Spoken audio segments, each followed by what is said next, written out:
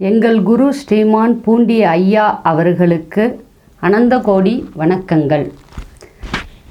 வீரய்ய வாண்டையார் நினைவு திருப்புட்பம் கல்லூரியின் தமிழ் உயராய்வு மையமும் தமிழ்த்தடம் வலைக்காட்சியும் இணைந்து நடத்தும் பன்முகப் பார்வையில் பாவேந்தர் என்ற தலைப்பிலான இணைய வழி பன்னாட்டு கருத்தரங்கிற்கு வருகை புரிந்திருக்கின்ற அனைவருக்கும் வணக்கம்.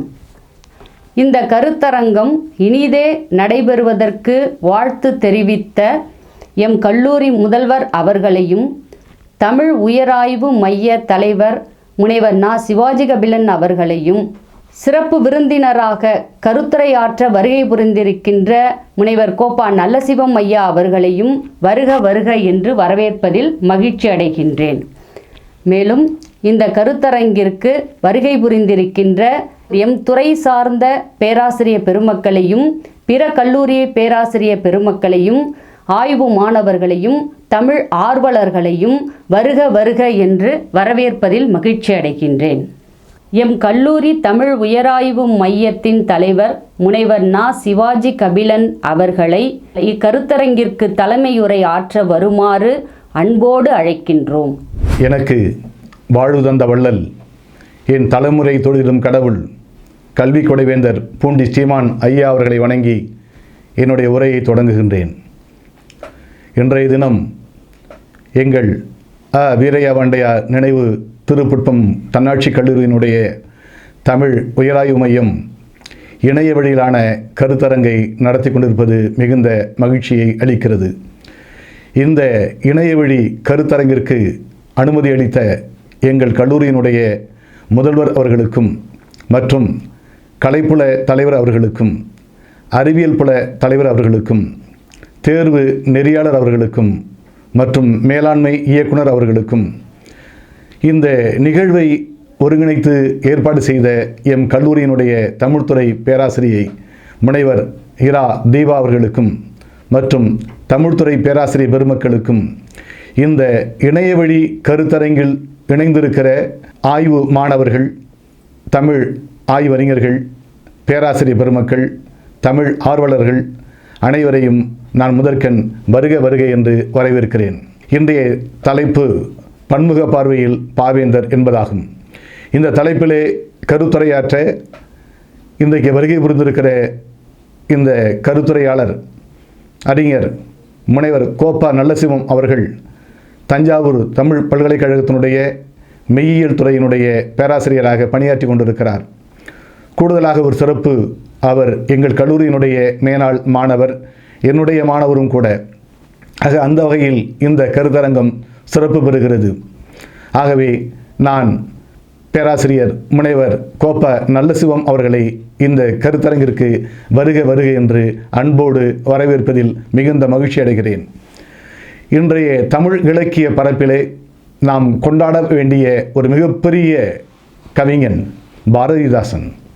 இன்றைக்கு தமிழுலகம் மறந்திருக்கிறது என்று சொல்ல வேண்டிய சூழலில் இன்றைய இளைய தலைமுறை சென்று கொண்டிருக்கிறார்கள் என்பது வருத்தத்துக்குரிய செய்தியாக இருக்கிறது. ஆகவே அவருடைய சிந்தனைகளை பாராட்டும் விதமாக இந்த நிகழ்வு அமைவதில் எனக்கு மிகுந்த மகிழ்ச்சி. பாவேந்தர் பாரதிதாசனுடைய ஒரு கருத்தானது மிக ஒரு அருமையான பாடல். அதை இங்கே பதிவிட வேண்டிய அவசியம் இருக்கிறது. பயிலுறும் அண்ணன் தம்பி, அக்கம் பக்கத்து உறவின் முறையார், தயமிக உடையாள் அன்னை, என்னை சந்ததம் மறவா தந்தை, குயில் போல் பேசிடும் மனையாள், அன்பை கொட்டி வளர்க்கும் பிள்ளை, அயலவர் ஆகும் வண்ணம் தமிழ் என் அறிவினில் உரைதல் கண்டீர் என்ற பாடல் இன்றைய தலைமுறைக்கும் இன்றைய வாழ்க்கைக்கும் மிக அவசியமாக இடித்துரைப்பதாக அமைந்திருப்பதை நாம் பார்க்க முடிகிறது.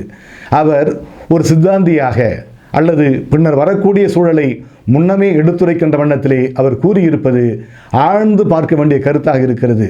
இப்படியாக இன்னும் பல செய்திகள் அவருடைய பாடலிலே இடம்பெற்றிருக்கின்றன.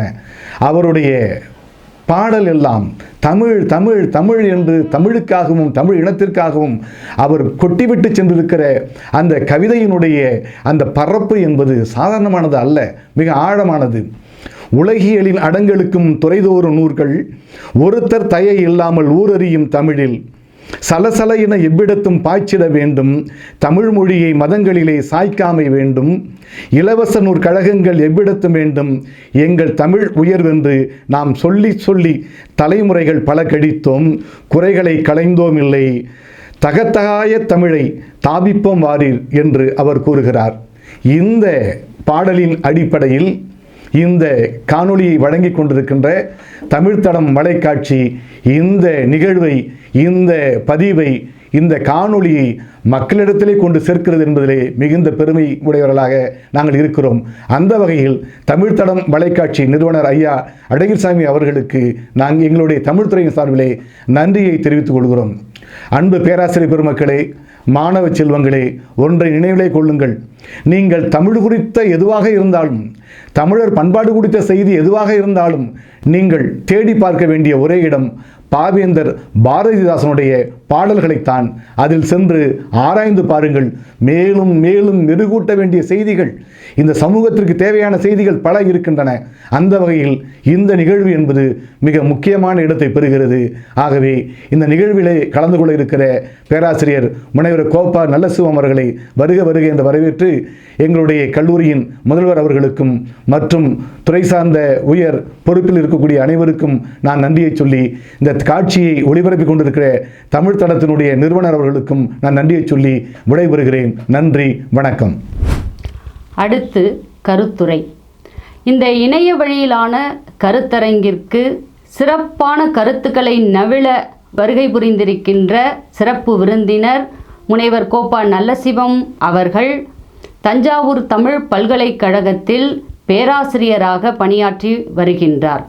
கிட்டத்தட்ட 17 ஆண்டுகளாக இவரது கல்வி பணி தொடர்ந்து கொண்டிருக்கின்றது. இப்பணி காலத்தில் பல்வேறு விருதுகளை பெற்றிருக்கின்றார். 7 நூல்கள் வெளியிட்டிருக்கின்றார். பல கருத்தரங்குகளை நடத்தியும் இயக்கியும் கொண்டிருக்கின்றார்.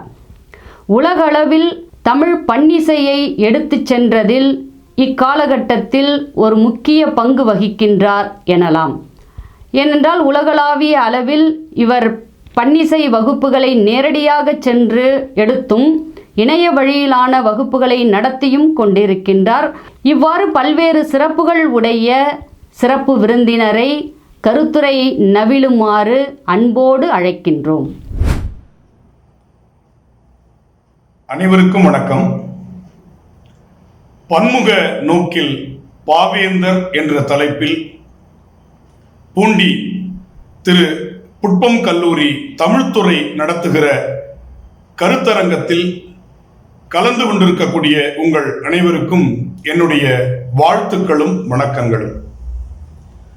தமிழ்துறை தலைவர் உள்ளிட்ட பேராசிரியர் பெருமக்களுக்கு என்னுடைய பணிவான வணக்கத்தை தெரிவித்து மகிழ்கிறேன். ஒரு அற்புதமான ஒரு தலைப்பில் கருத்தரங்கம்.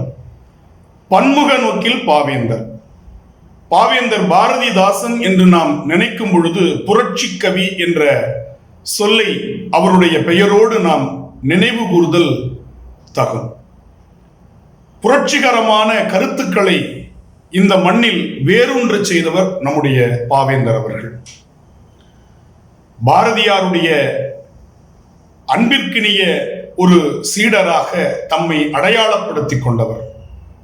கனக சுப்புரத்தினம் என்கின்ற தன்னுடைய இயற்பெயரை பாரதி மேல் கொண்ட பற்றின் காரணமாக பாரதி தாசன் என்று மாற்றிக்கொண்ட பெருங்கவிஞர், இனமான கவிஞர், மொழி விடுதலை கவிஞர் என்று அடுக்கிக் கொண்டே போகலாம் நம்முடைய பாவேந்தரை பற்றி. பாரதி கவிதா மண்டலம் என்கின்ற முதல் பாட்டு ஏடை தொடங்கி நடத்தியவர் பாவேந்தர் பாரதிதாசன். அதற்கு முன்னால் எத்தனையோ நாளேடுகள் வந்து கொண்டிருந்தன, செய்தி ஏடுகளாக. ஆனால் கவிதைக்கு என்று, பாடலுக்கு என்று ஒரு ஏட்டினை தொடங்கி நடத்தியவர் நம்முடைய பாவேந்தர் அவர்கள். பன்முக நோக்கு என்று நாம் பார்க்கும் பொழுது ஒரு கவிஞன் எப்படி இருக்க வேண்டும்? சமூகத்தை அவனுடைய மூளையானது எந்த காலத்திலும் சிந்தித்துக் கொண்டே இருக்க வேண்டும். இயற்கையின் பால் அவனுடைய ஈடுபாடு குறையாமல் இருக்க வேண்டும்.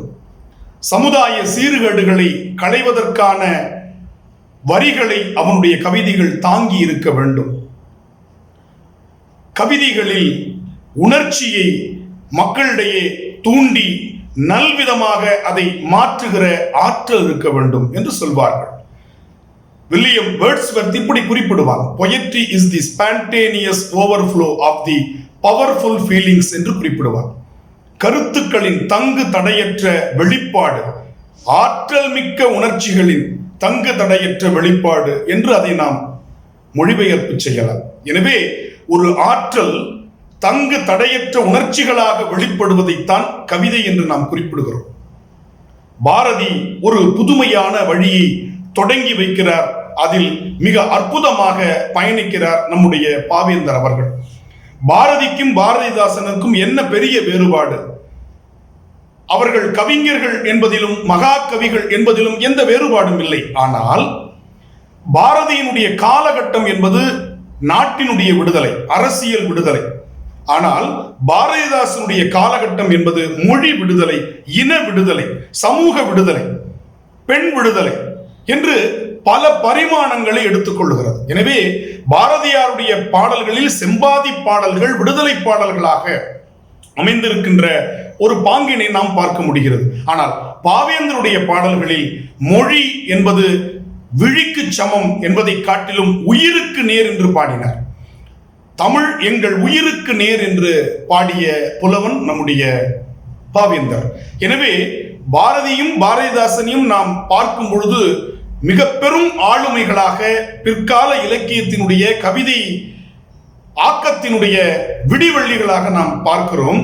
ஆனால் பாடுபொருள்களில் அவர்களுக்கிடையே இருக்கக்கூடிய வேறுபாட்டை நாம் நுணுக்கமாக புரிந்து கொள்ள வேண்டும்.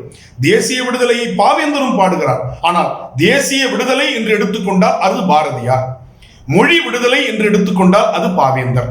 எனவே அவருடைய காவியமாக இருக்கட்டும், குறுங்காவியமாக இருக்கட்டும், பன்மணி திரள் என்று சொல்லக்கூடிய பல்வேறு தலைப்புகளில் அவர் பாடிய கவிதைகளாக இருக்கட்டும், எல்லாம் மொழி விடுதலை, இன விடுதலை என்பதிலேயே அவருடைய நோக்கம் குவிந்திருப்பதை நம்மால் புரிந்து கொள்ள முடிகிறது.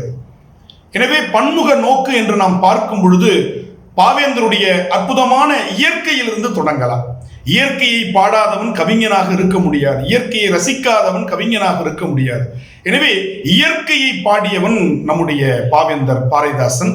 அது மட்டுமல்ல, அழகின் சிரிப்பு என்று அதற்கென்றே ஒரு கவிதை தொகுப்பை பாவேந்தர் வெளியிடுகிறார். அது மட்டுமல்ல, நாம் அடிக்கடி கேள்விப்பட்டிருக்கிற கேட்டிருக்கிற ஒரு அற்புதமான கவிதை, கனியிடை ஏறிய சுளையும் முற்றல் கழையிடை ஏறிய சாரும் பனிமலர் ஏறிய தேனும் காய்ச்சி பாகிடை ஏறிய சுவையும் நனி பசு பொழியும் பாலும் தென்னை நல்கிய குளிர் இளநீரும் இனியன என்பேன், எனினும் தமிழை என் உயிர் என்பேன் கண்டீர் என்று பாடுகிறார்.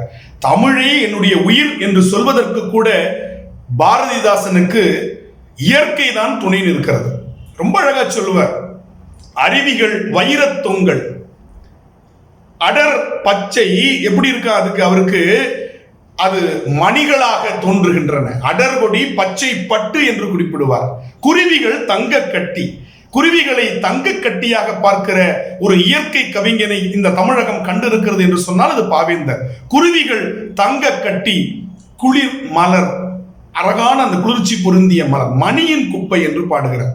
பாரடா, இதையெல்லாம் பார், இந்த இயற்கையை பார் என்று இயற்கையோடு இயைந்த ஒரு வாழ்க்கையை வாழ நமக்கு சொல்லிக் கொடுக்கிறார் பாவேந்தர். புரட்சி கவியில் ஒரு அற்புதமான பாடல், நிலவை பார்த்து பாடுவதாக அந்த பாடல் அமைந்திருக்கும். நீலவான் ஆடைக்குள் உடல் மறைத்து நிலா என்று காட்டுகின்றாய் ஒளி முகத்தை, கோலம் முழுதும் காட்டிவிட்டால் காதல் கொள்ளையிலே உலகம் சாமோ, வான சோலையிலே பூத்த தனிப்பூவோ நீதான் சொக்க வெள்ளி பார்க்குடமோ அமுத ஊற்றோ, காலை வந்த செம்பருதி கடலில் மூழ்கி கனல் மாறி குளிரடைந்த ஒளிப்புழம்போ என்று குறிப்பிடுவார். எப்படி பாருங்கள் கற்பனை. சூரியன் காலையிலிருந்து இந்த மக்களை நாம் தகித்து கொட்டிவிட்டோமே என்று மனம் வருந்தி கடலில் மூழ்கி தன்னுடைய வெம்மையை குறைத்துக் கொண்டு நிலவாக இரவில் எழுந்து குளிர்வித்தான் என்று ஒரு கவிஞன் கற்பனை செய்கிறான் என்று சொன்னால் அது பாவேந்தனை தவிர யாரால் முடியும்? எப்படிப்பட்ட ஒரு கற்பனை, எப்படிப்பட்ட ஒரு ஆழ்ந்த ஒரு இயற்கையின் பால் பற்று இருந்திருக்க வேண்டும். அவன் பாடிய ஆறை பாடியிருக்கிறான், குளத்தை பாடியிருக்கிறான், ஏரியை பாடியிருக்கிறான், மலையை பாடியிருக்கிறான், நதியை பாடியிருக்கின்றான். ஒவ்வொரு விலங்குகளையும் பறவைகளையும் அவன் தனித்தனியாக ரசித்து ரசித்து ரசித்து அந்த இயற்கை சங்கமமாக பார்த்து பாடியிருக்கின்றான். எனவே பாரதியினுடைய கவிதா மண்டலத்திலிருந்து தன்னை அடையாளப்படுத்திக் கொண்ட பாரதிதாசன் அற்புதமாக பாரதியைப் போலவே அவன் வெளியில் வருகிறான். இயற்கையோடு இயைந்த ஒரு பாவேந்தனாக அவன் வெளிவருகிறான். அந்த இடத்தில் தான் நாம் பாவேந்தரை ரசிக்க நமக்கு துணை நிற்கிறது. அது மட்டுமல்ல, பாவேந்தருடைய அந்த பாடல்களில் அழுத்தமாக நாம் மொழி உணர்வு அடுத்த கட்டத்திற்கு நாம் நகர்த்தி செல்ல வேண்டியிருக்கிறது. இயற்கையிலிருந்து பாரதிதாசன் மொழி உணர்வு அவர் எப்படி ஆட்கொண்டிருக்கிறது. அந்த காலகட்டம் தமிழகத்தில் இந்தி எதிர்ப்பு காலகட்டமாக மிக உக்கிரமாக இருந்த ஒரு நேரம். அந்த நேரத்தில் தலைவர்கள் இந்தி எதிர்ப்பு போராட்டம் நடத்தி கொண்டிருக்கிறார்கள்.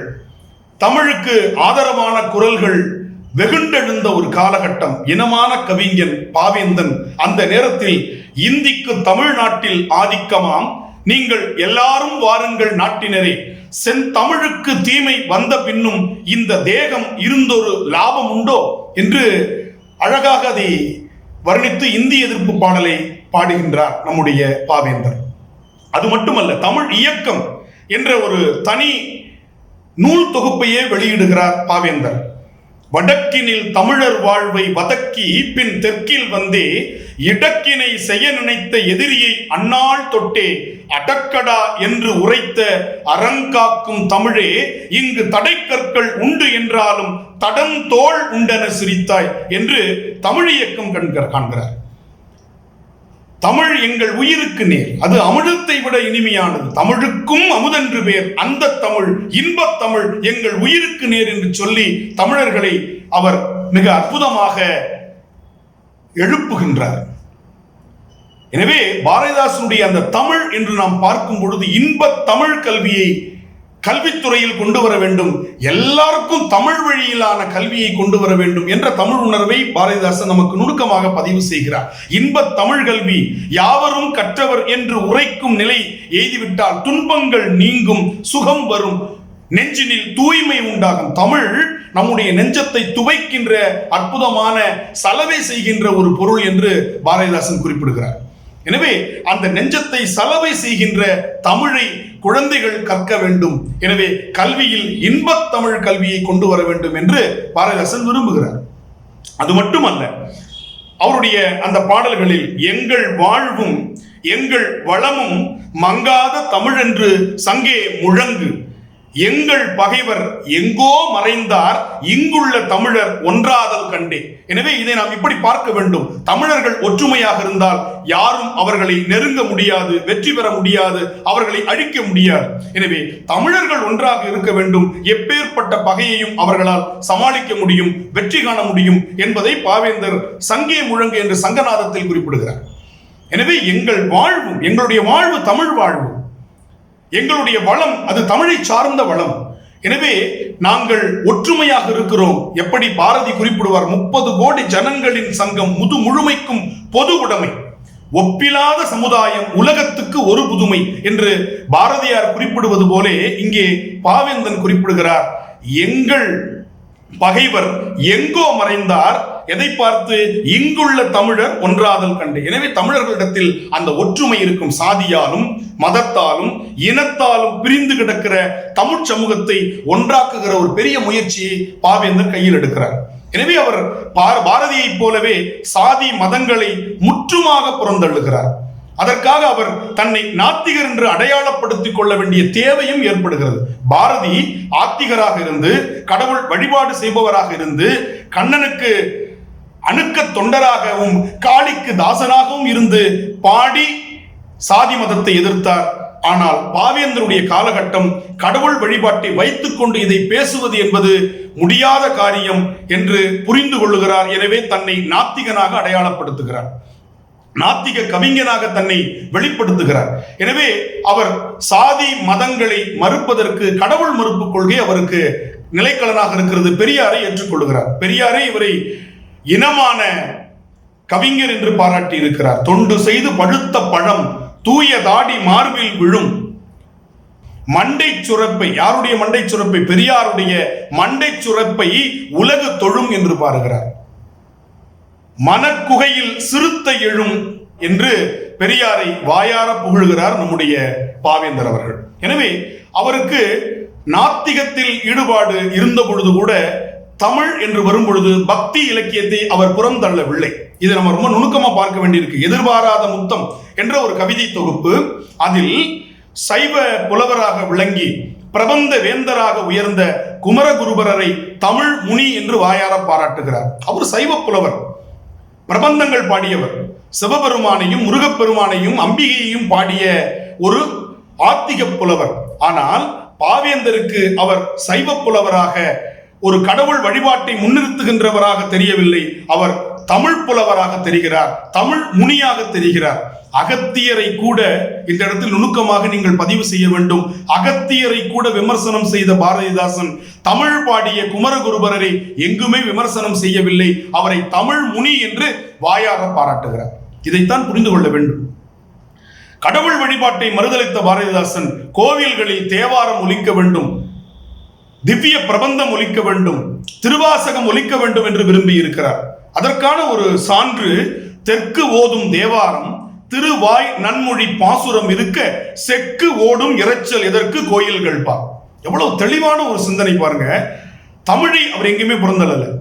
தமிழில் இருக்கக்கூடிய இலக்கியங்கள் அத்தனையும் தமிழ் இலக்கியம், அதுல எந்த வேறுபாடும் இல்லை. அது பக்தியை சொல்லலாம், இயற்கையை பாராட்டலாம், அகம் புறம் என்ற மனிதனுடைய வாழ்வியலை காட்டலாம். ஆனால் அவை அத்தனையும் தமிழ் இலக்கியங்கள், தமிழருடைய தனிப்பட்ட சொத்து என்பதில் அவர் எங்குமே மாறுபடவில்லை என்பதை நாம் நுணுக்கமாக புரிந்து கொள்ள வேண்டும். எனவே கடவுள் மறுப்பாளர், எனவே அவர் பக்தியை விரும்பவில்லை, பக்தி இலக்கியங்களை புறந்தள்ளுகிறார் என்று தேவாரம் திருவாசகத்தை நாம் புறந்தள்ளிவிட்டால் அந்த தமிழ் நமக்கு கிடைக்காமல் போய்விடும். இடைக்கால தமிழ் என்பது இசைத்தமிழை இந்த மண்ணில் வேரூன்ற செய்த தமிழ், மறந்துடக்கூடாது. சங்க இலக்கியம் காட்டிய அந்த இசை மரபுகளை, பன்னிசை மரபை மீட்டுருவாக்கம் செய்து தரப்படுத்தி நிலைப்படுத்திய தமிழ் இடைக்கால தமிழ் என்று சொல்லக்கூடிய பக்தி இலக்கியம். எனவே பாரதிதாசன் மிக கவனமாக தெற்கு ஓதும் தேவாரம் திருவாய் நன்மொழி பாசுரம் இருக்க செக்கு ஓடும் இரைச்சல் எதற்கு கோயில்கள் வாழ் என்று கேட்டு தேவாரம் திருவாசகம் என்ற தமிழிசை ஒலித்துக் கொண்டே இருக்க வேண்டும் என்பதில் உறுதியாக இருக்கிறார். எனவே இதை நுணுக்கமாக நாம் பதிவு செய்து கொள்ள வேண்டும். அதே போல இந்த சமூக விடுதலை என்று வரும் பொழுது அவர் சாதி மதங்களை கடுமையாக சாடுகிறார். இருட்டறையில் உள்ளதடா உலகம், சாதி இருக்கின்றதென்பானும் இருக்கின்றானே. ரொம்ப அழகா சொல்றார். இந்த சாதி இருக்குன்னு சொல்றவனை இன்னும் விட்டு வச்சிருக்கியே என்று சொல்வது போல அவருடைய கொதிப்பு இருக்கிறது. இருட்டறையில் உள்ளதடா உலகம், சாதி இருக்கின்றதென்பானும் இருக்கின்றானே, மருட்டுகின்ற மதத்தலைவர் வாழ்கின்றாரே, வாயடியும் கையடியும் மறைவது என்னாள் என்று பாட்டு ரொம்ப அழகா சொல்றார். அப்ப கல்வி ஒன்றுதான் இந்த மதத்திலிருந்தும் சமயத்திலிருந்தும் சாதியிலிருந்தும் ஒரு மனிதனை மேல் உயர்த்தும். எனவே அப்படிப்பட்ட கல்வியை கொண்டு வர வேண்டும் என்று பாண்டியன் பரிசு சொல்லுகிறார். எப்படிப்பட்ட கல்வி வரணும்? ரொம்ப அழகா சொன்னார். எல்லாருக்கும் எல்லாம் என்று இருப்பதான இடம் நோக்கி நடக்கின்றது இந்த வையம். எல்லாருக்கும் எல்லாம் கிடைக்கணும். ஒருவனுக்கு குவிதலாகவும் மற்றவருக்கு கிடைக்காமலும் எதுவும் போயிடக்கூடாது. எல்லாருக்கும் எல்லாம் என்று இருப்பதான இடம் நோக்கி நடக்கின்றது இந்த வையம். கல்லாரை காணுங்கால் கல்வி நல்கா கசடற்கு தூக்கு மரம் அங்கு உண்டா. அவர் ஒரு குறிக்கோளான ஒரு சமுதாயத்தை, ஐடியலிஸ்டிக் சொசைட்டி என்று அதை ஆங்கிலத்தில் சொல்வார்கள், ஒரு குறிக்கோளான சமுதாயத்தை படைத்து காட்ட விரும்புகிறார். அந்த சமுதாயத்தில் எல்லாருக்கும் எல்லாம் கிடைக்கிறது, மக்கள் மகிழ்ச்சியாக வாழ்கிறார்கள். அங்கே படித்தவர்கள் இருக்கின்றார்கள் என்று சொல்லும் பொழுது படிக்காதவர்கள் யாருமே அங்கே இல்லை. பாரதிதாசனுடைய ஒரு கொந்தளிப்பில் ஒரு அற்புதமான ஒரு செய்தியை நாம் புரிந்து கொள்ள முடியும். அங்கே இருக்கக்கூடிய யாராவது படிக்காதவர்கள் இருந்தால் அவர்களை விட்டு விடுங்கள், அவருக்கு பக்கத்தில் படித்தவன் இருந்தால் அவனை தூக்கில் போடுங்கள் என்று சொல்லுகிறார். ஏன்?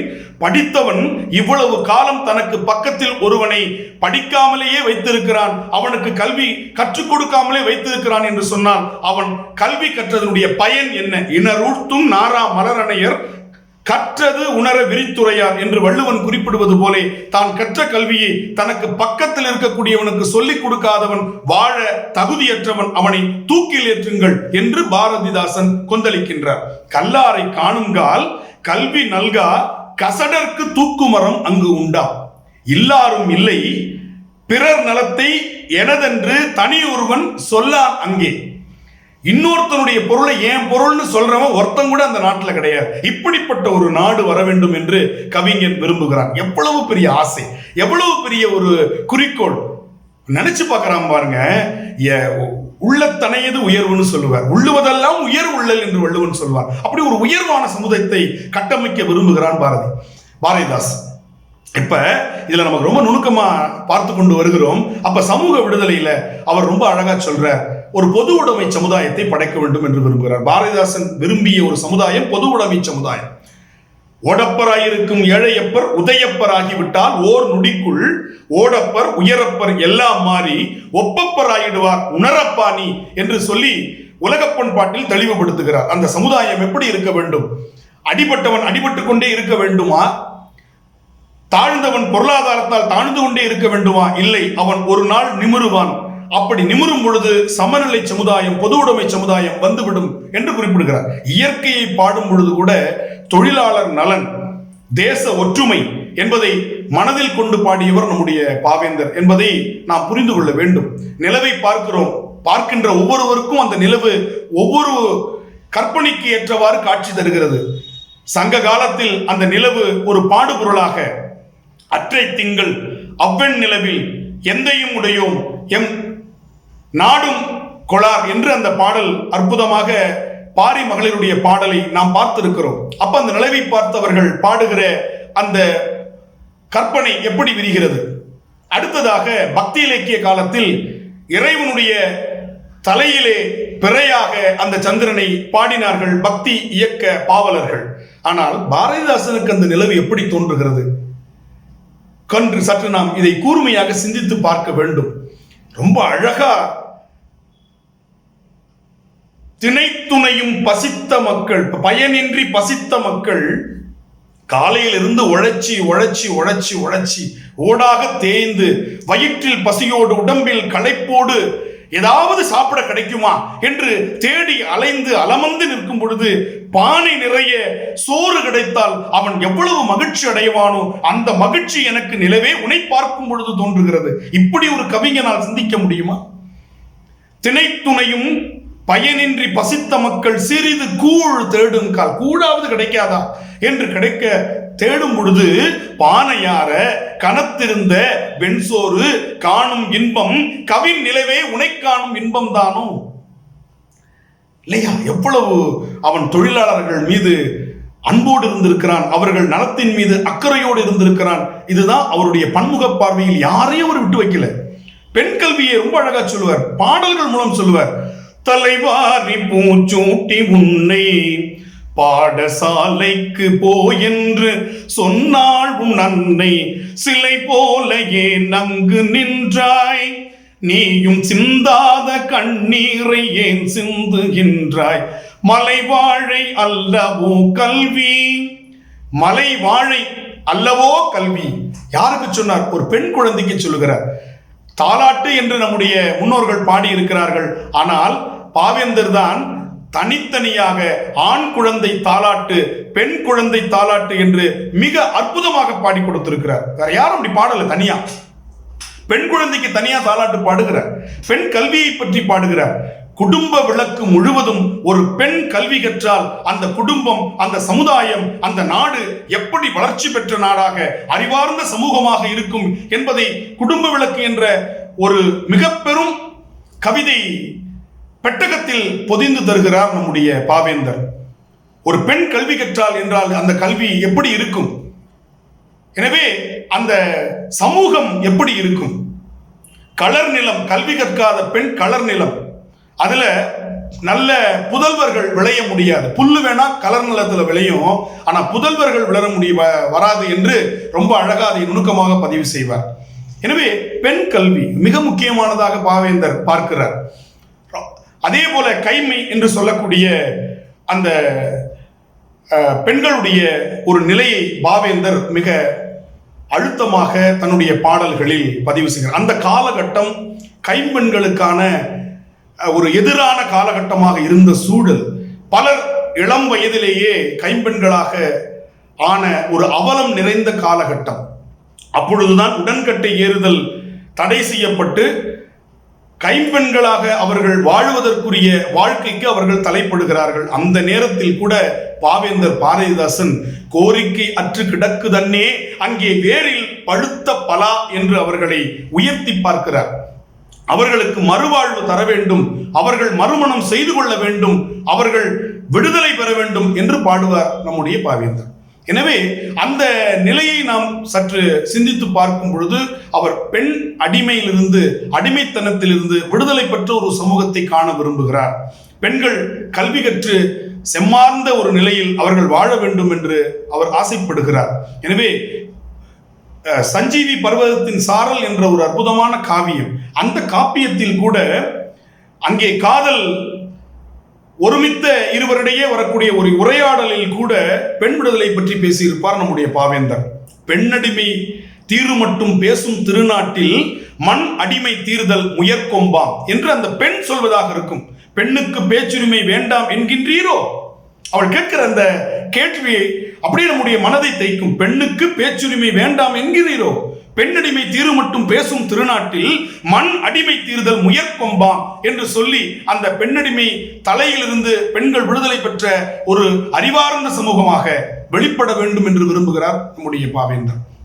அதுபோல பொது உடைமை சமுதாயம் என்று நாம் வரும் பொழுது உலகம் உன்னுடையது என்ற தலைப்பின் கீழ் அவர் பாடிய பாடல்கள், புவியை நடத்து பொதுவில் நடத்து, புகழ்வேன் உடைமை மக்களுக்கு பொது என்று இளைஞர்களுக்கு சொல்லக்கூடிய அறிவுரையில் கூட பொது உடைமை சமுதாயத்தை நோக்கி இளைஞர்கள் பயணிக்க வேண்டும் என்று அவர் ஆசைப்படுவதை நாம் பார்க்க முடிகிறது. அறிவை விரிவு செய், அகண்டமாக்கு, விசால பார்வையால் விழுங்கு மக்களை அணைந்து கொள், உன்னை சங்கமமாக்கு, மானிட சமுத்திரம் நான் என்று கூவு, பிரிவிலை எங்கும் பேதம் இல்லை, உலகம் உண்ண உன் உடுத்த உடுப்பாய், புகழ்வேன் உடைமை மக்களுக்கு பொது, புவியை நடத்து பொதுவில் நடத்து, நீ மண்ணோ மரமோ அன்று, மனிதரில் நீயும் ஒரு மனிதன். இந்த மாதிரி இளைஞர்களை தட்டி எழுப்புனது எப்படி? அக்கினி குஞ்சொன்று கண்டேன், அதை ஆங்குரு காட்டில் ஒரு பொந்திடை வைத்தேன், வெந்து தணிந்தது காடு, தடல் வீரத்தில் குஞ்சென்றும் மூப்பென்றும் உண்டோ, தத்தரிகிட ரத்தரிகிடத்தோம் என்று பாரதி அக்கினி குஞ்சுகளாக இளைஞர்களை பார்த்தார். நம்முடைய பாவேந்தர் எப்படி பார்க்கிறார்?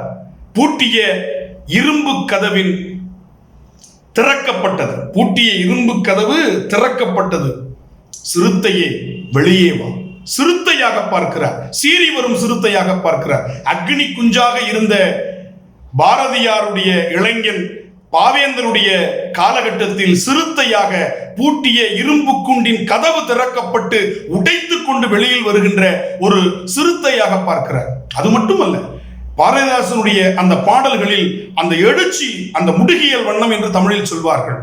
கொலை வாழ் நினை எட்டடா மிகு கொடியோர் செயலறவே, குகை வாழ் ஒரு புலியே மிக குணமேவிய தமிழா. இளைஞனை சொல்லும் பொழுது சிறுத்தை என்கிறார், தமிழனை சொல்லும் பொழுது புலிகளைப் போல நீங்கள் வெளியில் வர வேண்டும், கொலைவாளினை எடுக்க வேண்டும். கொலையை செய்வதற்காக அல்ல, கொடியோர் செயல் அறுவதற்காக. ரொம்ப கவனமா இதை நீங்கள் புரிந்து கொள்ள வேண்டும். கொலை செய்ய அழைப்பதாக, அறைகூவல் விடுப்பதாக பாவேந்தரை தவறாக புரிந்து கொள்ளக்கூடாது.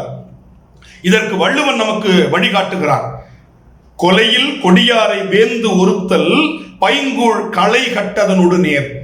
ஒரு வயலில் களையை எடுப்பது போல கொலை செய்து கொடியவர்களை நீக்குவது தகும் என்று வள்ளுவன் நமக்கு குறிப்பிடுகிறார். அதே நிலையில் பாவேந்தர் எப்படி குறிப்பிடுகிறார்? கொலை வாழ் இணை எடடா மிகு கொடியோர் செயலறவே. நல்லவர்களை அந்த வாழ் எந்த காரணத்தை கொண்டும் சிரமப்படுத்தி விடக்கூடாது. கொடியோர் செயலறவே, குகை வாழரும் புலியே மிக குணமேவிய தமிழா. குணத்தால் மேம்பட்ட தமிழன் கையில் வாளை எவ்வளவு நுணுக்கமாக அறிவார்த்தமாக பயன்படுத்துவான் என்பதில் அங்கே கருத்தை பதிவு செய்கிறார் நம்முடைய பாவேந்தர். எனவே எப்படிப்பட்ட சமுதாயம்? காதலை பாடும் பொழுது பாவேந்தர் எப்படி குளிர்கிறார்? தமிழையும் தமிழருடைய இனமான விடுதலையும் மொழி விடுதலையும் பாடும் பொழுது கொதிக்கக்கூடிய அந்த கவிஞன் காதலை பாடும் பொழுது குளிர்ச்சி அடைகிறான், இயற்கையை பாடும் பொழுது குளிர்கிறான். இந்த இரண்டு நிலைகளிலும் பாவேந்தரை நாம் பார்க்க முடிகிறது. ஒரு பெண் தன்னுடைய கண்ணை காட்டினால் அந்த காதலனுக்கு மலை கூட கடுகாக தெரியும் என்று குறிப்பிடுகிறார். கண்ணின் கடைப்பார்வை காதலியர் காட்டிவிட்டால் மண்ணில் குமரருக்கு மலையும் ஓர் கடுகாம். அவள் ஆடை திருத்தி நின்றாள், இவன் 1000 ஏடு திருப்புகின்றான் என்று பாடுவார். எனவே அந்த காதலை நளினமாக வெளிப்படுத்த சஞ்சீவி பருவத்தின் சாரலை படித்தால் அந்த காதல் உணர்வு நமக்கு மிக அற்புதமாக காதல் என்றே அவர் பாடுகிறார்.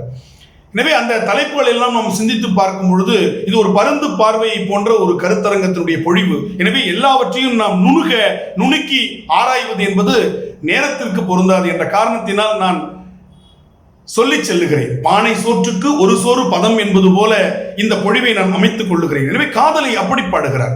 எனவே ஒவ்வொரு கட்டத்திலும் பாவேந்தரை நாம் வைத்து பார்த்து அழகு பார்க்க முடிகிறது. எதை பாடினாலும் அதில் அவன்தான் கதை தலைவனாக மிக பெரும் ஆளுமையாக நமக்கு தெரிகிறார்.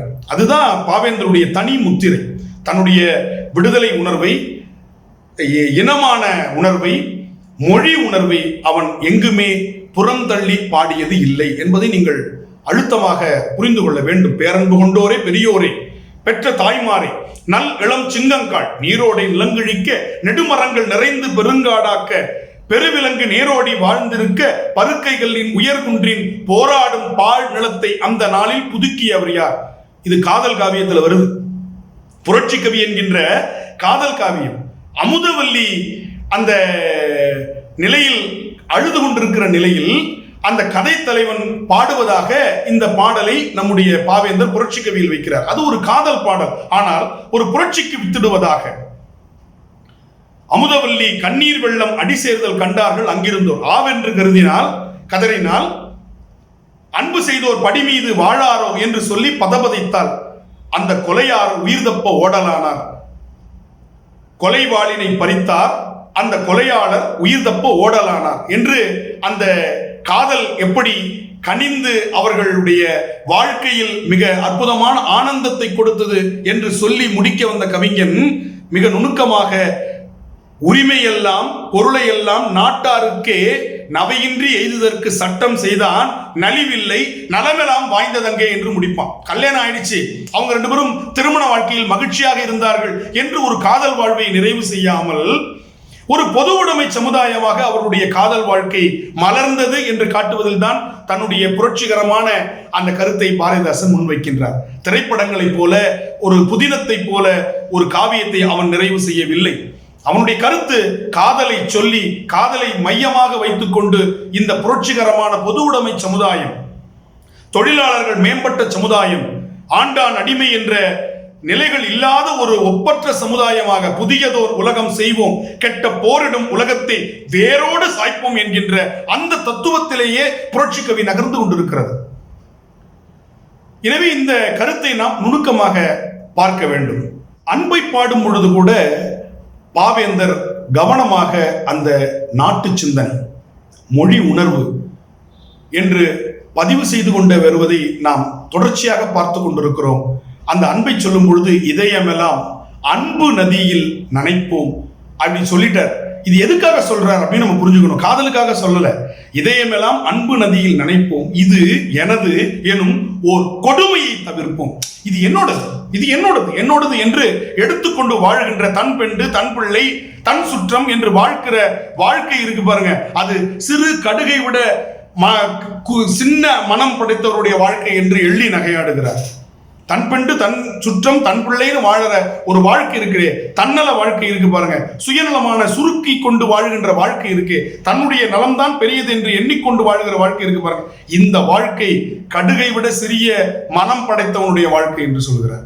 எனவே இதயமெல்லாம் அன்பு நதியில் நினைக்க வேண்டும். எதற்காக நினைக்க வேண்டும்? இது எனது எனுமோர் கொடுமையை தவிர்ப்பதற்காக அப்படி அமைக்க வேண்டும் என்று பாடுகிறார் நம்முடைய பாவேந்தர். சரி, இப்படி ஒரு கல்வி அமைய வேண்டும். தமிழ் வழி கல்வியில் குழந்தைகள் படித்து தேர வேண்டும். அப்பொழுது அவர்கள் நிறைய நூல்களை படிக்க வேண்டும். எப்படிப்பட்ட நூல்களை படிக்க வேண்டும்? அது ரொம்ப முக்கியம். கண்ட நூலையும் அவன் படிச்சிடக்கூடாது. கண்டதை படித்தால் பண்டிதன் ஆவான்ற பழமொழியெல்லாம் பாரதிதாசனுக்கு பிடிக்காத ஒன்று. தேர்ந்தெடுத்து படி என்று சொல்லுகிறார். நூலை படி, குழந்தைகளுக்கு சொல்லிக் கொடுக்கிறார். நூலை படி, சங்கத்தமிழ் நூலை படி, காலையில் படி, கடும்பகல் படி, மாலை இரவு பொருள்படும்படி நூலை படி. இங்குதான் பாரதியிலிருந்து சற்று வேறுபடுகிறார். காலை எழுந்தவுடன் படிப்பு, பின்பு கனிவு தரும் நல்ல பாட்டு, மாலை முழுதும் விளையாட்டு என்று வழக்கப்படுத்திக் கொள்ளு பாப்பா. இது பாரதியாருடைய காலகட்டம். ஆனால் பாரதிதாசனுடைய காலகட்டம் எப்படிப்பட்ட காலகட்டம்? அந்நியத்திலிருந்து விடுபட்ட காலகட்டம். ஆனால் மொழி விடுதலையாகவும், சமுதாய விடுதலையாகவும், பொருளாதார விடுதலையாகவும், அரசியல் விடுதலையாகவும் ஒரு மனிதன் அனுபவிக்க வேண்டும் என்று சொன்னால் அவனுக்கு கல்வி அவசியம். எனவே காலையில் மட்டும் படித்தால் பத்தாது, அவன் முழு நேரமும் ஒரு முழுமையான ஒரு படிப்பாளியாக இருக்க வேண்டும் என்று பாரதிதாசன் வலியுறுத்துகிறார். காலையில் படி, கடும்பகல் படி, மாலை இரவு பொருள்படும்படி நூலைப்படி, சங்கத்தமிழ் நூலைப்படி, அகம்படி, பொருள்படி, அப்படியே இன்பம் படி, இறந்த தமிழ் நான்மறை பிறந்ததென்று சொல்லும்படி நூலைப்படி, வள்ளுவன் சொன்னபடி கற்கத்தான் வேண்டும், அப்படி கல்லாதவர் வாழ்வது எப்படி? படிக்காத வாழவே முடியாது என்று சொல்லுகிறார்.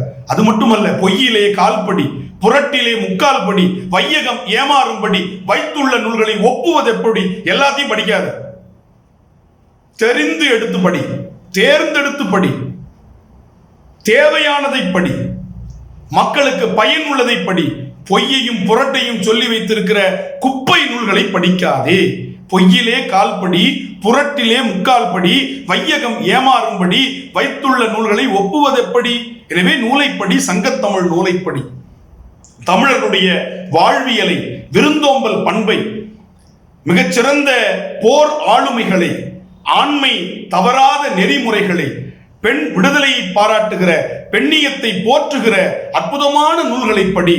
அடிமை நமக்கு மீண்டும் அந்த உணர்வை ஏற்படுத்தி நம்மை யாருக்கோ அடிமையாகவே வைத்திருக்கின்ற அடிமையின் மோகம் என்று பாரதி சொல்லுகிற அந்த அடிமையில் ஒரு மோகத்தை ஏற்படுத்துகிற நூலை நீ படிக்க கூடாது என்று அறிவுறுத்துகிறார் பாவேந்தர். இதை நாம் புரிந்து கொள்ள வேண்டும். எனவே முழு நேரம் ஒருவன் படிக்க வேண்டும் என்று சொன்னால் 4-5 தெருவுக்கு ஒரு புத்தக சாலை வேண்டும் என்று சொல்லுகிறார். இதுதான் பாவேந்தரில் நாம் பார்க்க வேண்டிய ஒரு செய்தி. இன்று ஒரு ஊருக்கு ஒரு புத்தக சாலை என்பதே அரிதாக இருக்கிறது. கிராமங்களில், பல கிராமங்களில் படிப்பகங்கள் இருக்கின்றன, செய்தித்தாள்களை வைத்திருக்கிறார்கள். ஆனால் எல்லா கிராமங்களுக்கும் நூலகங்கள் வந்துவிட்டனவா என்றால் மிகப்பெரிய கேள்விக்குறி. அதுவும் இன்றைய தொழில்நுட்பத்தில் நூல்களை படிக்கின்ற பழக்கம் குறைந்து கொண்டே வருகிறது. எப்படி கடிதம் எழுதுகிற மரபு இன்று சுத்தமாக அற்று போய்விட்டதோ, மனிதர்கள் மனம் விட்டு பேசுகிற அந்த பேச்சொலிகள் குறைந்து கொண்டே வந்துவிட்டன, உறவாடுகின்ற தன்மைகள் குறைந்து கொண்டே வந்துவிட்டன. முகநூலில் நட்புகளை தேடி அலைந்து கொண்டிருக்கிறார்கள். தங்கள் அருகில் இருக்கக்கூடிய அண்டை அயலாரை தெரிந்து கொள்ளாமல் இருக்கிறார்கள். தமக்கு முகநூலில் எத்தனை பேர் விருப்பத்தை தெரிவிக்கிறார்கள், நம்மை பிடித்திருக்கிறது என்று சொல்கிறார்கள் என்று அலமந்து இருக்கும் இந்த மனிதன் தன் சுற்றத்தை, தன் பக்கத்து வீட்டுக்காரனை, தன்னுடைய நண்பர்களை அவன் சிந்தித்து பார்ப்பதே இல்லை. எனவே புத்தகம் ஒரு நல்ல நண்பன் என்று சொன்ன அந்த நிலையில் பாவேந்தர் 4-5 தெருவுக்கு ஒரு புத்தக சாலை வேண்டும் என்று அந்த காலத்திலேயே சிந்தித்திருக்கிறார் என்பது ரொம்ப ஒரு அறிவார்ந்த ஒரு சமூகத்தை உருவாக்குவதில் பாவேந்தருக்கு இருந்த ஒரு அவதானிப்பை நாம் புரிந்து கொள்ள முடியும். எனவே அவர் தமிழ் வழிபாடு என்பதில் எந்த விதமான மாற்று கருத்தும் கொள்ளவில்லை. வழிபடு கடவுள், வழிபாடு என்று வந்தால் நீங்கள் என்னுடைய கருத்து, கொள்கை வேறாக இருக்கலாம். ஆனால் தமிழ் வழிபாடு, தமிழ் வழி திருமணம், தமிழர்கள் தனக்கென்று கொண்டிருக்கின்ற சடங்கு முறைகள், இவற்றை பின்பற்ற வேண்டும் என்பதில் அவர் எந்த மாற்றத்தையும் கொண்டு வர விரும்பவில்லை. அதை அழுத்தமாக பதிவு செய்கிறார். அது மட்டுமல்ல, பாவேந்தருடைய பார்வையில் தமிழ் என்று வந்துவிட்டால் அதில் எந்த விதமான வேறுபாடும் பார்க்கக்கூடாது என்பதில் உறுதியாக நின்றிருக்கிறார். அவருடைய கவிதை தொகுப்பை நாம் வாசித்து பார்த்தால் நமக்கு மிக தெளிவாக இது புரிந்து கொள்ள முடிகிறது.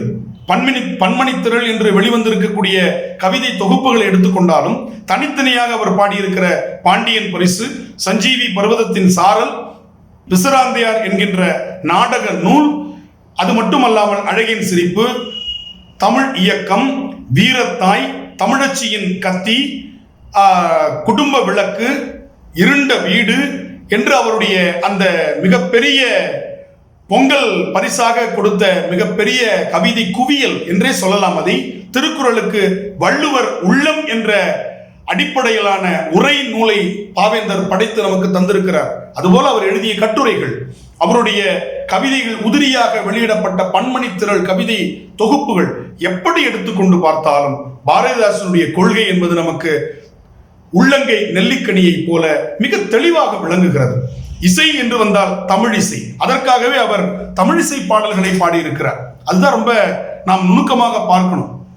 அந்த பாடல் அவர் சொல்றார், துன்பம் நேர்கையில் யாழெடுத்து நீ இன்பம் சேர்க்க மாட்டாயா, எமக்கு இன்பம் சேர்க்க மாட்டாயா, துன்பம் நேர்கையில் யாழெடுத்து நீ இன்பம் சேர்க்க மாட்டாயா,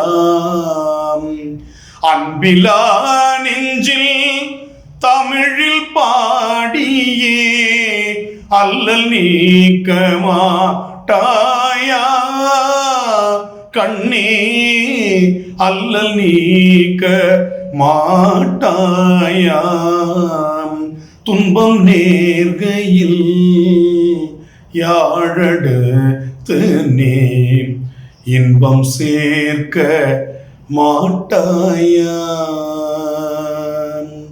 எமக்கு இன்பம் சேர்க்க மாட்டாயா.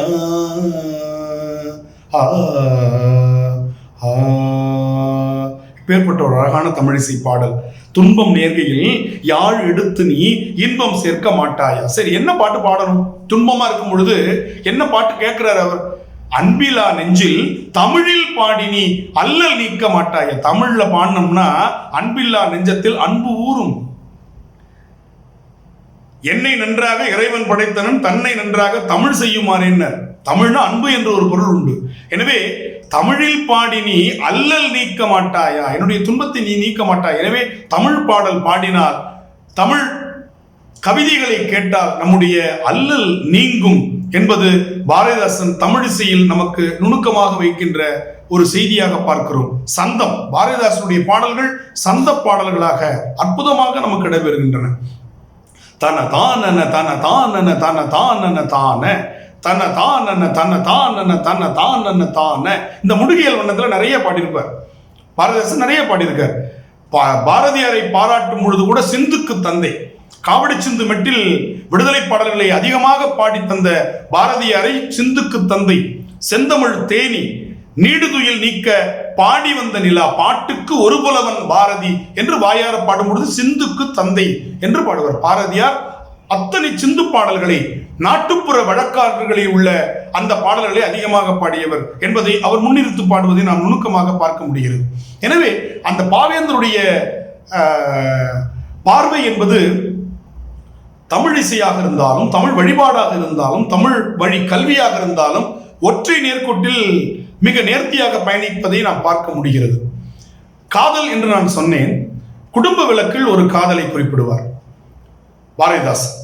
ஏன்னா அவருடைய பன்முக பார்வை, மொழி மட்டும் அல்ல, இனம் மட்டும் அல்ல, அதை தாண்டி அவர் முதியோர் காதலையும் பாடுகிறார். இரண்டு பெரியவர்கள் இருக்கிறார்கள். இன்று வீட்டில் பெரியவர்கள் இருப்பதே அரிதாகி கொண்டிருக்கின்ற ஒரு காலச்சூழலில் நாம் வாழ்ந்து கொண்டிருக்கிறோம். ஒரு புது கவிஞன் எழுதுகிறான், இல்லத்தின் பேர் அன்னை இல்லம், அன்னை இருப்பது அனாதை இல்லம் என்று எழுதுகிறார். திண்ணையில் வசித்த தாத்தா வீட்டுக்குள் வந்தார் புகைப்படமாக என்றெல்லாம் இன்று முதியோர்களுடைய நிலை குறித்த கவிதைகளை நாம் பார்த்து கொண்டிருக்கிறோம். முதியோர்கள் வீட்டில் இருந்தாலே நமக்கு தொல்லை என்று நினைக்கக்கூடிய ஒரு கட்டாயத்திற்கு இன்றைய கல்வி முறை நம்மை தள்ளிவிட்டது. நம்மை சுருக்கமாக எவ்வளவுக்கு அளவு சுயநலமாக வாழ வேண்டும், நீ ஜெயிக்க வேண்டும், I can win, you can win, we can win என்பதை பற்றி சிந்திப்பதே இல்லை. புத்தகங்கள் கூட யூ கேன் வின் என்றுதான் வருகிறது. நீ ஜெயிக்க வேண்டும், எத்தனை பேரை அடித்தாவது, எத்தனை பேரை தோல்வியடைய செய்தாவது நீ ஜெயிக்க வேண்டும், நீ மட்டுமே ஜெயிக்க வேண்டும் என்று ஒரு மனிதனுக்கு மூளைச்சலவை செய்யக்கூடிய புத்தகங்கள் வந்து கொண்டிருக்கின்றன. ஆனால் வி கேன் வின், நாம் முன்னேறுவோம், நாம் வெற்றி பெறுவோம் என்ற ஒரு சிந்தனையே இன்று கல்வி சூழலில் நம்முடைய பிள்ளைகளுக்கு நாம் சொல்லித் தருவது இல்லை. எனவே பெற்றோர்களை அவர்கள் சுமைகளாக கருத நாம் பழக்கி கொண்டிருக்கிறோம் என்பதை நுணுக்கமாக நீங்கள் புரிந்து கொள்ள வேண்டும். முதியோர் இல்லங்கள் பெருகி கொண்டிருக்கின்றன. வீட்டில் இருக்கக்கூடிய முதியோர்கள் பல்வேறு மன உளைச்சல்களுக்கு ஆளாகிறார்கள், மன அழுத்தத்திற்கு ஆளாகிறார்கள்.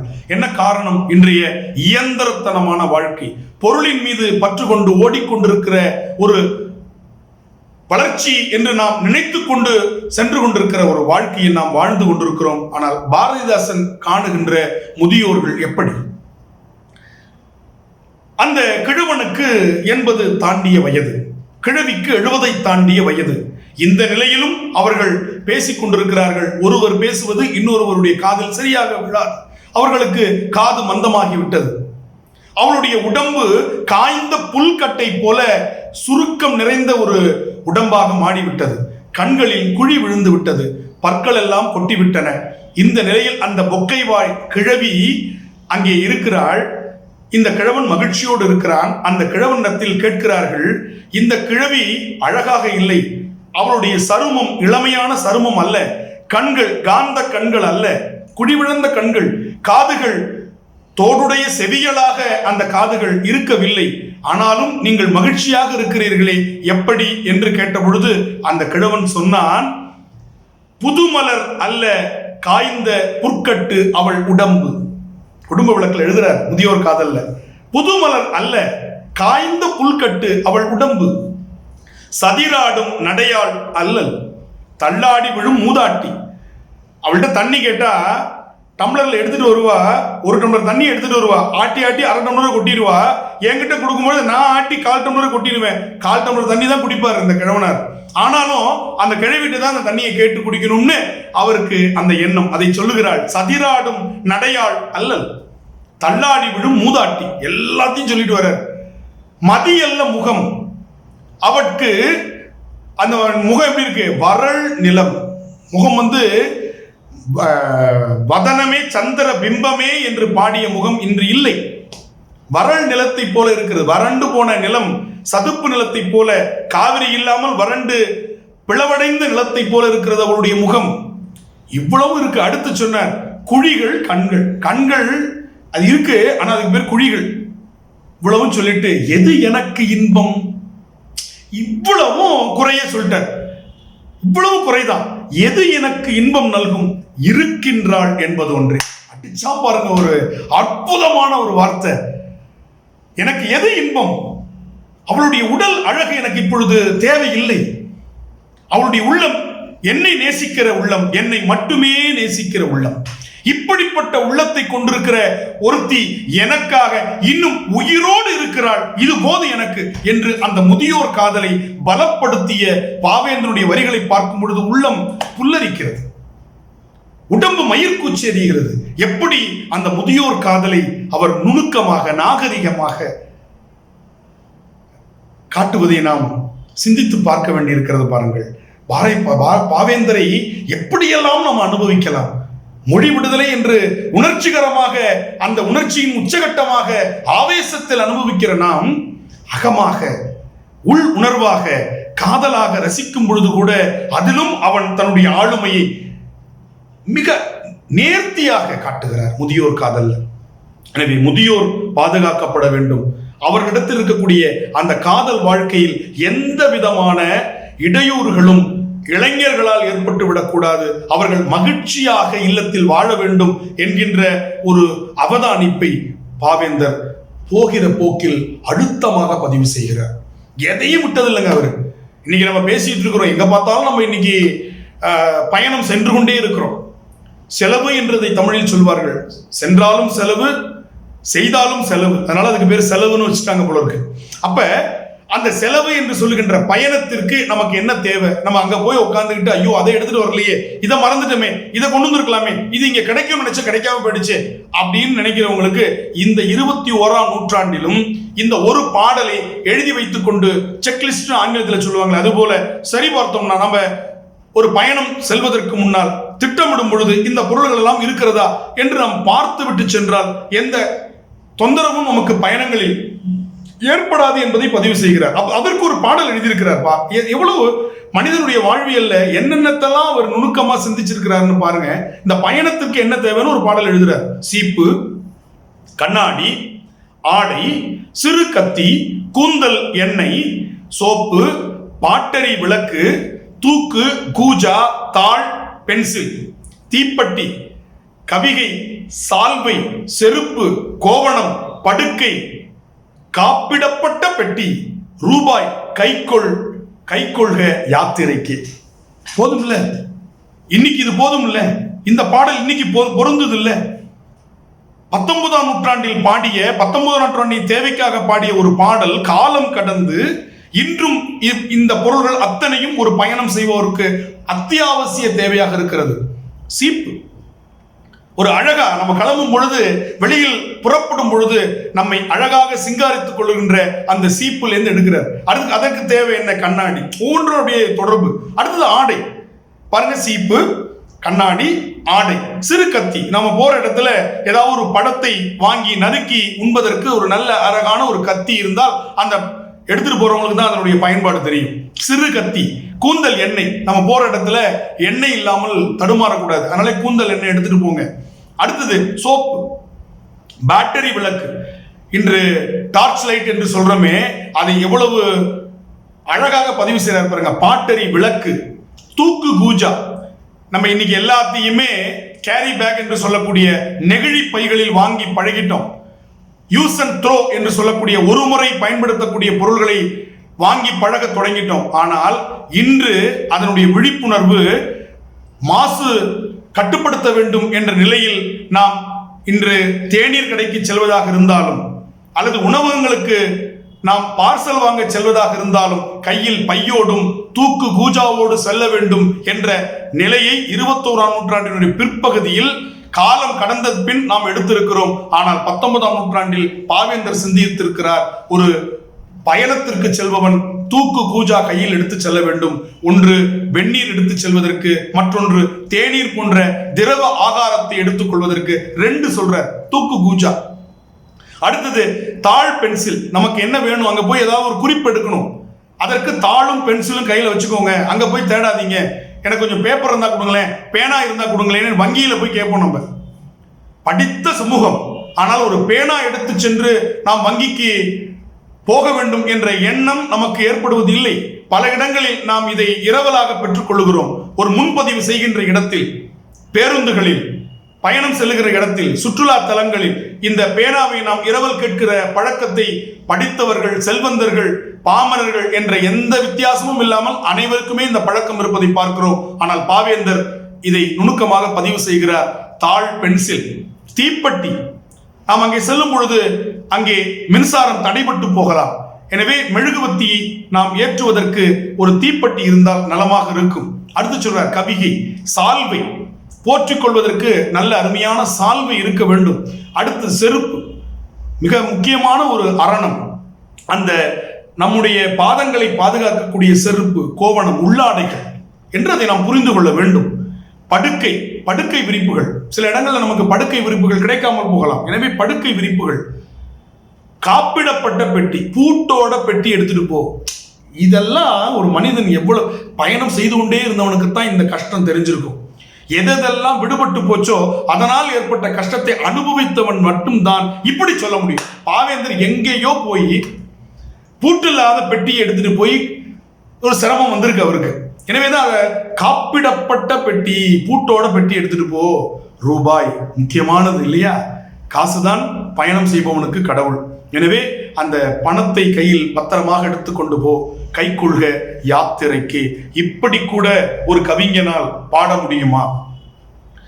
இந்த மாதிரி பாடல், இந்த மாதிரி பன்முக நோக்கு என்று பார்க்கும் பொழுது ஒரு யாத்திரை செல்பவனை கூட பாவேந்தர் நுணுக்கமாக கவனித்திருக்கிறார்.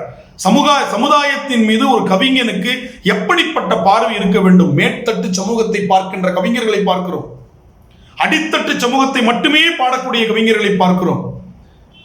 நடுவில் இருக்கக்கூடியவர்களை, அவர்களை மிடில் கிளாஸ் என்று சொல்வார்கள், நடுத்தர வர்க்க மனிதர்களை பாடக்கூடியவர்களை நாம் பார்த்திருக்கிறோம். கீழ்த்தட்டுக்கும் கீழே இருக்கக்கூடிய விளிம்பு நிலை மக்களை பாடக்கூடிய கவிஞர்களை பார்க்கிறோம். ஆனால் பாவேந்தர் மட்டும்தான் மேல்தட்டு, நடுத்தர வர்க்கம், கீழ்த்தட்டு, விளிம்பு நிலை மக்கள் என்று எந்த பாகுபாடும் இல்லாமல் மானிட சமுத்திரம் நான் என்று கூவு பிரிவிலை எங்கும் பேதமில்லை என்று பார்த்த அணைந்து கொள், உன்னை சங்கமமாக்கு. நீ எல்லாரும் நீனும் மனிதர்கள், நீயும் ஒரு மனிதன், நீயும் ஒரு மனுஷன், அவ்வளவுதான். உனக்கு வேற எந்த பெரிய கிரீடம் நீ வச்சுக்க வேண்டாம். மனுஷன்ல நீ ஒரு மனுஷனா இரு. அதுதான் இதயமெல்லாம் அன்பு நதியில் நினை. இது எனது எனும் ஒரு கொடுமையை தவிர்த்து வாழ பழகு. நீ படிச்சிருக்கியா? ரொம்ப மகிழ்ச்சி. உனக்கு பக்கத்துல எவனா படிக்காத இருந்தா அவனுக்கு அந்த கல்வியை சொல்லிக் கொடு. எல்லாருக்கும் எல்லாம் கிடைக்கணும். உனக்கு கிடைச்சிருக்கா? நிறைய கிடைச்சிருக்கா? தேவைக்கு அதிகமா இருக்கா? கொடுத்துரு.